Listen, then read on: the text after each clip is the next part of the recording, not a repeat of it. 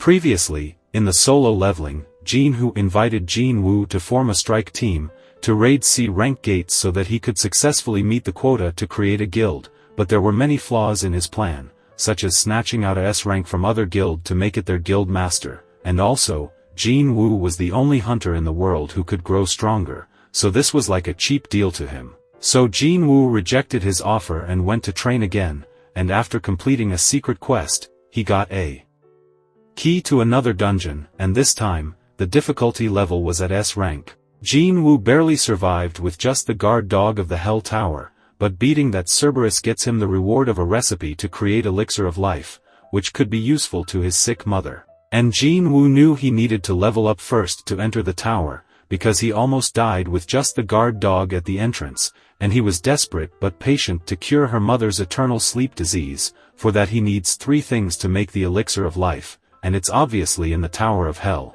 but he knew he needs to get stronger to climb the Hell Tower, so he accepted Jin Woo's offer to raid 19C rank gates, but he wants to take only Jin Woo in the raid and no one else. The rules set up by the Hunter HQ was that if there was a C rank gate, then only party of 8 could get permission to raid it.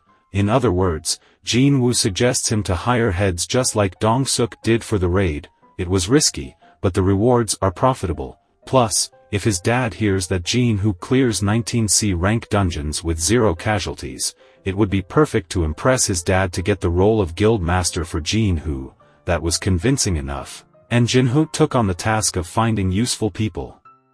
Meanwhile, Cha Hae-in was on the track doing some regular exercise, but when she sat to breathe some air and relax, she sensed someone was keeping an eye on her. He was from Eugene Construction, the company that Jin Woo's father owned. He saw the world as a rapidly changing world due to the appearance of the gates, and as a result, the world's infrastructure had also changed, and all the resources from the dungeon had made place in the everyday life of the humans, and the one who could pull all the resources are hunters. And hunters are under Hunter Association. They tests their ability and ranks them, and even manages the dungeon break, but still, the vast majority of the loot always goes to the guild. Among them, the greatest 5 guild of South Korea has the monopoly on the dungeon profits, and that is why, Hangyu wants to secure his future in the market, so the guild is his main goal set right now. But the scene shifts to Jin Woo again as he saw his training count isn't increasing after he completed the quest, so the items would be out of his reach.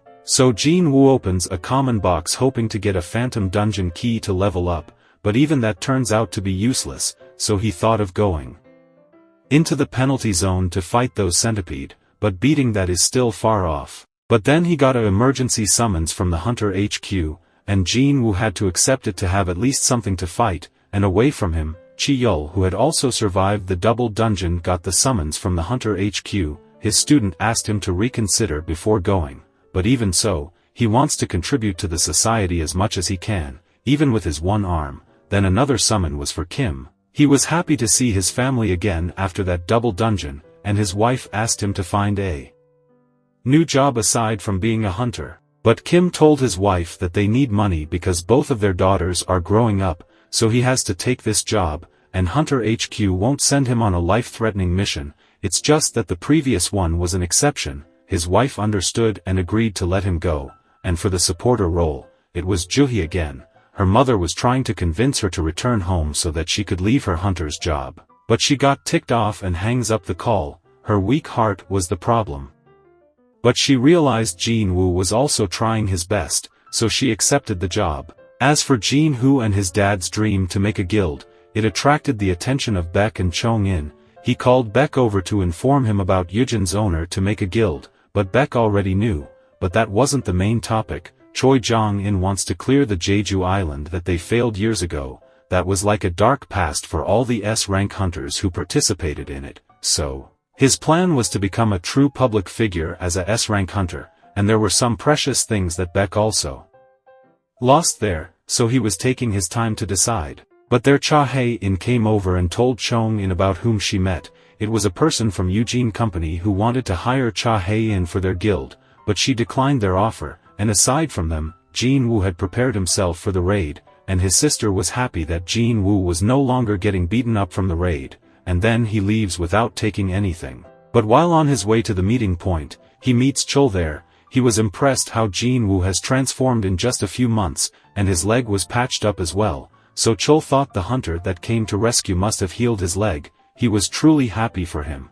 and he told Jin Woo about the summon he got, and as they arrived at the meeting point, they saw all the survivors from the double dungeon were chosen for this raid mission, Juhee, Kim, Kang, and they weren't able to face Jin Woo. Because they knew how they had abandoned him there to save their own life. It was a weird reunion. And Juhee was happy to see Jin Woo again. He changed a lot after she visited him in the hospital, but there a government car comes in and from it 3 criminals came out with an officer from the Hunter HQ, so, the lady fills them in that those criminals were chosen to raid this gate alongside them because they are in a shortage of personnel, but they have nothing to fear because Officer of Hunter HQ, Taeshik, would also accompany them to keep an eye on the criminals. He's a B-rank hunter, so he could easily handle them, so Jin Woo decided to go in this mission and so did Juhee. But the criminals weren't looking too friendly, so Taeshik warned them to stay in limits and assured the others with their safety, and the role of the leader was needed and Chul asked to let him take the lead. Jin Woo agrees to that, which gave Chul the feeling that he got another chance. No one objected to his role, but now it was time for them to get started with the raid.